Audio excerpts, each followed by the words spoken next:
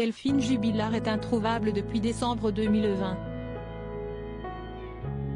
La jeune femme n'a donné aucun signe de vie et, malgré de nombreuses recherches et battues, aucun élément n'a permis de découvrir ce qui a pu lui arriver. Cédric Jubilard, son mari, qui est le principal suspect de cette affaire.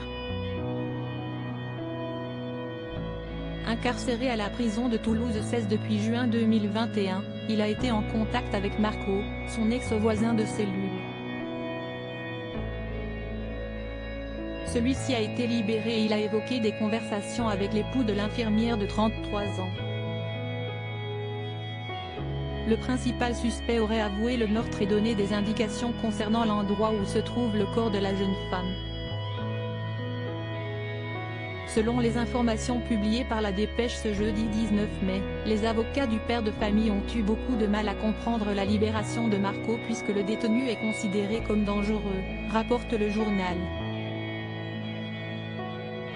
En effet, il a également le statut de détenu particulièrement signalé, DPS. De plus, seulement 10 jours avant de témoigner contre Cédric Jubilard, Marco avait fait une demande de remise en liberté, qui avait été refusée. A-t-il simplement profité de cette affaire pour sortir de prison? Ou détenait-il des informations importantes pour la suite de l'enquête sur cette disparition? Placé en détention dans la même prison que Cédric Jubilard, le détenu dispose d'un casier judiciaire bien chargé. Trafic d'armes, recel de vol, violence mais également une peine de 15 ans pour viol et actes de taurou-touré et de barbarie.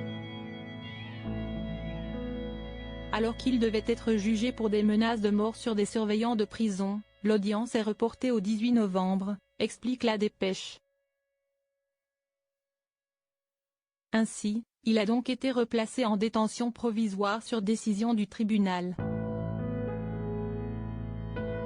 Les très incertaines garanties de représentation du prévenu, ses antécédents pour avoir tenté d'influer sur le cours normal de la justice, sa dangerosité passée, amènent à constater que les obligations d'une mesure de contrôle judiciaire se révèlent insuffisantes, ont expliqué les juges.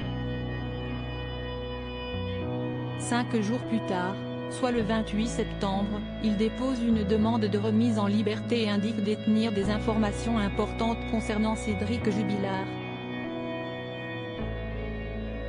Le lendemain, il est entendu par les enquêteurs de la section de recherche de Toulouse. Le 4 octobre, sieste lors d'une audience correctionnelle qui doit statuer sur sa remise en liberté ou son maintien en détention que les juges décident de le libérer. Une décision qui a beaucoup dérangé Alexandre Martin, Emmanuel Franck et Jean-Baptiste Allary, les avocats de Cédric Jubilard. Avocat de Cédric Jubilard, pourquoi doute-t-il des propos tenus par Marco? Pour Alexandre Martin, Emmanuel Franck et Jean-Baptiste Allary, la libération de Marco est suspecte. Ce détenu, considéré comme dangereux, a retrouvé sa liberté après avoir donné des informations, qui n'ont pas permis d'en apprendre davantage, concernant la disparition de Delphine Jubilard.